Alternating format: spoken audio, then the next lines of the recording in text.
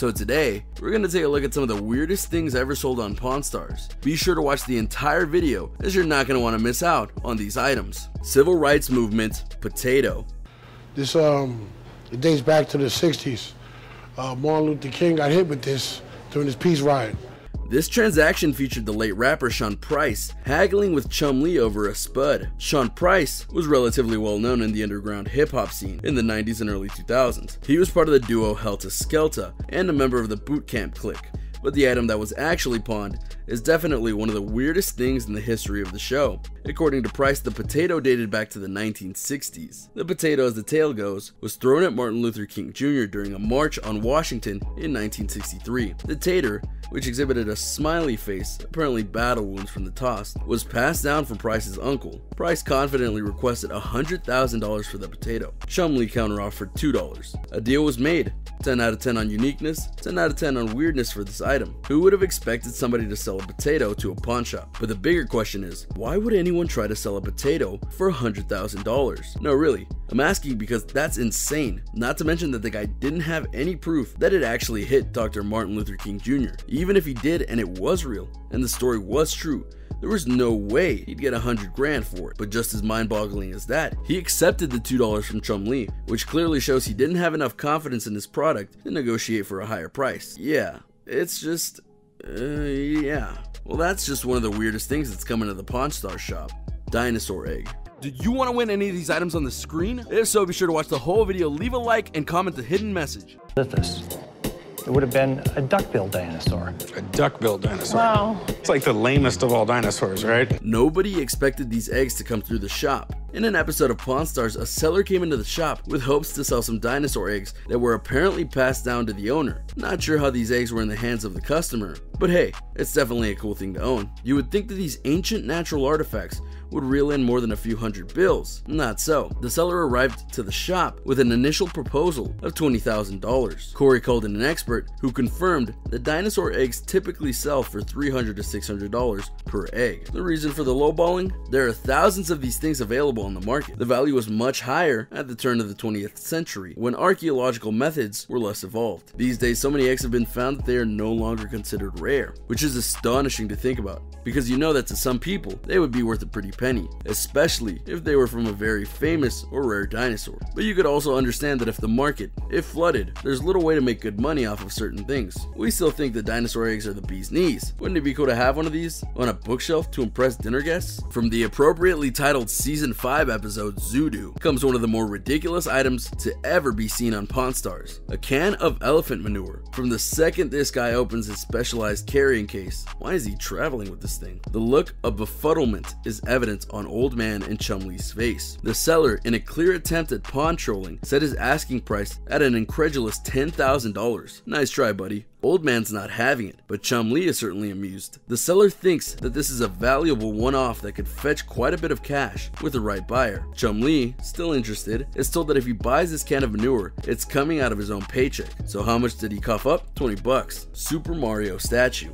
And then he did Donkey Kong Jr., and then he spun off like his own series, which turned into be the face of Nintendo. Super Mario Bros. Is probably the most well-known and well-loved video game in history. The first Mario Bros. Nintendo game was released in 1983, with Super Mario Bros. Coming out 2 years later. More than 30 years later, over 40 million copies of the game have been sold worldwide. The Mario franchise has expanded to include several other games, a TV show, and tons of Mario merch. This giant Mario statue was originally housed in a video arcade and given to the seller as a prize for winning a Mario Kart competition. Considering it's worth anywhere between $1,000 to $1,200, the seller got a pretty good deal, signing off at $550 for this piece. There's a couple of side stories here that need to be noted. One, the Super Mario statue was not small, and one of the security guards actually had to carry it in so that Chum-Li could view it. What's more, Chum-Li had to be told by the guard to not accept the first offer from the customer, because when he tried to highball the statue, the guard noted that the statue wasn't in the best of shape. Just as hilarious though is the reason behind the sale. Apparently the guy's girlfriend didn't like it, so he sold it to please her, which had better have been done, otherwise he wasted a perfectly good Mario statue. But either way, this was not something that was expected to be making way into the pawn shop. 250-year-old Japanese entertainment. When Rick Harrison was asked, "What is the weirdest thing you have in your shop?" he didn't hesitate. 250-year-old Japanese entertainment, also known as shunga. These paintings can be traced back to the 16th century, influenced by the Chinese Tang Dynasty erotic paintings. The shunga were composed of 12 scrolls that depicted different, well, naughty acts. The paintings showcased fully clothed subjects, as clothlessness was not inherently erotic in Japan, as citizens were accustomed to seeing each other without clothes in the local baths. Further, the inclusion of clothing allowed viewers to differentiate which social class was being portrayed in the scene. Taboo combinations of monks and young girls were not uncommon. Yikes. We're not sure how much Rick paid for this art, but its worth and weirdness is unmistakable. David Hasselhoff autographed BUOY. Done the show, went into the prop closet and said, David, do me a solid, signed it, smiley faced it, here we are. Cue Baywatch music. David Hasselhoff might be old news these days, but in the 90s he was a major contender in the TV heartthrob department. His career started out on daytime soap, The Young and the Restless, although he is most known for his iconic role as Mitch Buchanan on the hit TV show Baywatch. The Hasselhoff autographed BUOY has a resale value of about $500 to $600 and was sold to the shop for $375. Despite it being a cool collector's item, for a Baywatch fan, most fans are out to get their hands on Pamela Anderson merch. As Rick says in the sequence, we're talking David Hasselhoff. He's not that cool. We would definitely argue with that. The Hoff is arguably one of the biggest personalities in the world of TV, and his music career in Europe is legendary. And we mean that. He's a legend. TV-wise though, these days the Hoff keeps himself moderately busy with appearances in Volkswagen commercials, being morphed into video game characters, and getting roasted on Comedy Central. So it may be a cool item, but definitely pretty bizarre to be sold on Pawn Stars. Wayne's World car. You have to appreciate, it's the Wayne's World car. This is one of the most iconic movie cars there is. Wayne's World is a cult classic film based on an SNL skit and released in 1992, featuring Mike Myers and Dana Carvey. The movie was shot over 34 days and earned nearly $200 million at the box office. The film features a 1976 AMC Pacer, affectionately referred to as the Mirthmobile. The car was host to the famous Bohemian Rhapsody scene. As the story goes, Mike Myers didn't find the scene funny at all when filming began. He had to be coerced into going along with it. Good thing he did. It went on to be one of the most iconic comedy scenes of the 90s. When Rick found out the car was for sale in Orlando, he organized a visit. The car was equipped with the original licorice dispenser and the camera mounts from filming. The seller accepted a bid of $9,500 for this beauty, although with a few moderations. It can auction for upward of $15,000. If you want to talk about big pieces of movie history, this is one of them. And anytime you can get a big prop from a movie, cult classic or not, you have to go and try to get it. There are many who consider Wayne's World a legendary film, and they're not wrong in many aspects. So getting that car? A big win for Rick and the Pawn Stars. Grammy Award. Arnold Dunbar and General Johnson's Grammy Award that was awarded in 1970 for the song Patches. Winning a Grammy is a huge professional and artistic accomplishment for all involved in the music industry. An award of this caliber is culturally significant and monetarily valuable. It's no doubt that Rick jumped on this chance to have one in his shop, but it's also a bit fishy that someone would sell a Grammy to the pawn shop. But sometimes people are that desperate for money these days. The award is issued to Ronald Dunbar and General Johnson for their songwriting collaboration for assumed 1970s hit Patches. The award was sold to a lighthearted Rick, who got a kick out of the seller's sense of humor. Hey, at least someone was able to negotiate with the grump. Seller walked out of the door with $2,350, and we assume it will sell for much more than that to a music lover. Limited edition Pepsi cans. Okay, you got the surfer guy, and what other ones we got? Oh yeah, this one right here. You know, girl laying on the beach. Here's something that seems like it would bring in some cash, but is virtually worthless. A lot of vintage Pepsi cans. Very cool, yes, but the resale value is shockingly low. The company itself dates back almost 125 years, originally producing a carbonated beverage coined Brad's Drink. Since then, the drink has changed names twice, to Pepsi Cola in 1898, and finally to its shorter abbreviation of Pepsi in 1961. Sadly, vintage cans are not high on the list of high-auction Pepsi items. Some of the old-school coolers and display racks sell for a few $100s, but the cans are a different story. The seller came in with a lot of about 7 cans and asked for a mere $50. Rick countered with $20 and a deal was made. Note to self, stop collecting Pepsi cans now. Rolling Stones promo record. That's right. This is a promotional record that came out in the late 60s. It was distributed only to radio stations.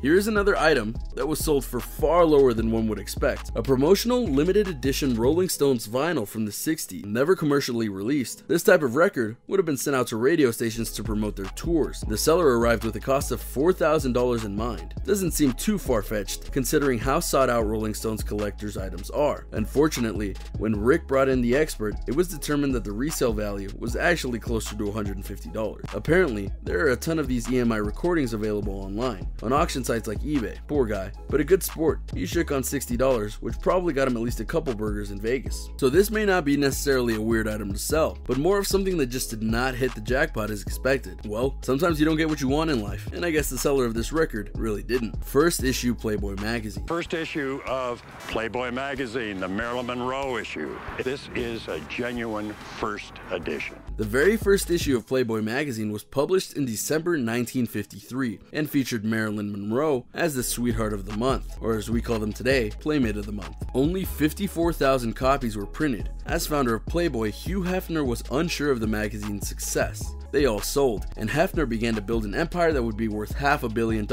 by the millennium. The magazine's first issue is the most sought after, with an estimated value of up to $2,700 for a good condition copy. The seller walked away with $1,400, and Rick acquired an item that will bring in a pretty sweet profit. Win-win. But it's still a pretty strange item to be selling to the Pawn Stars for sure. 50-year-old waffle iron. Just the idea of this item itself will cause somebody to go, why would anyone want a countertop appliance that is half a century old? For decoration, sure, but when the seller asks for $100, it's clear that she feels that this old piece of machinery will help an interested buyer make a delicious breakfast. A simple search online will turn up modern, brand new waffle irons that are half that price, even less. The thing is fully functional, so we'll give her that. However, Chumley notices that it'll have to be cleaned up quite a bit, and even that could be a hard sell, and only to a specifically interested buyer. She walks away with a final deal of $50, which is still more than a new waffle make. Waffles made from a decade-old piece of rusted machinery? Yum. Not sure what was going through Chum's mind when he purchased this, but I'm guessing he was probably pretty damn hungry. Jolly Chimp.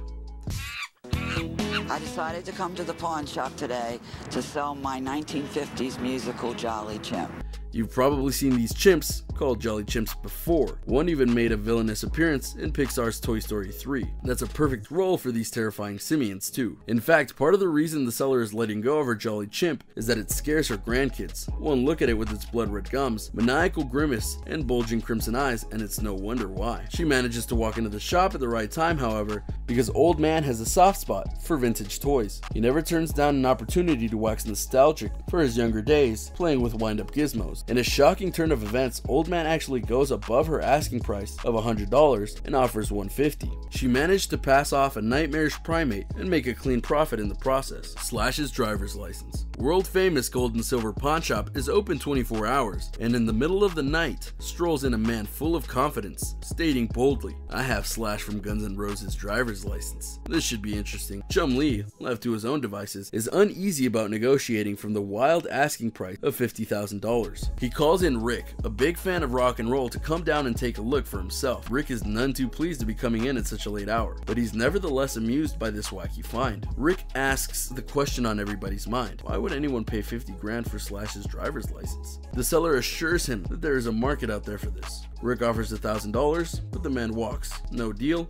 and back to bed. Odd fingerprints. Saddam Hussein was a corrupt and brutal dictator that led one of the most repressive regiments in modern political history. These fingerprints taken at the time of his capture and shortly before his passing are weird, unsettling, and a little shocking. The seller was involved in Hussein's capture and was given one of the few certified copies of the prints as a gift. Rick remarks that normally I don't buy memorabilia that has something to do with really bad people, but he has an inkling that someone out there would be interested. Aside from the sentimental value that it holds for the seller himself, why would someone want this hanging on their wall? Rick is then faced with a conundrum. Putting a price on something so creepy won't be easy. He doesn't offer anywhere near the asking price of $10,000, and the man walks. Marilyn Manson figures. When a seller walks in with an original claymation figure that he purchased from someone involved in the production of one of his actor shows, the guys at World Famous Gold and Silver are definitely amused. To check its value, they have it appraised by one of their experts. The original seller bought it for an astonishing $8,000. Its appraisal value, $1,500. While he's bummed to hear this, he tries to haggle his way somewhere near the original purchase price. Big Hoss stands firm at $500, and the seller walks. Not only did he potentially overpay, he also implied that the Marilyn Manson figure was actively haunting his house. Whoa. Antique duck press. Now this thing is just flat out strange. The first question from Chum Lee is, what's a duck press? A natural inquiry, no doubt. So what is a duck press? It's essentially a juicer for duck carcasses. Yep, you put in a lifeless duck, this device mashes it down into a pulp, and out comes out all the insides. Yuck. The idea alone is not exactly appetizing, but the device itself is incredibly omate, and there's an even stranger reason why. This process wasn't meant to be performed at a restaurant tableside, in front of the guests. Who would want to see this right before their meal? Chumley offers $1,500 for this, and the seller actually passes. Where in the world is this man going to get more than $1,500 for this item?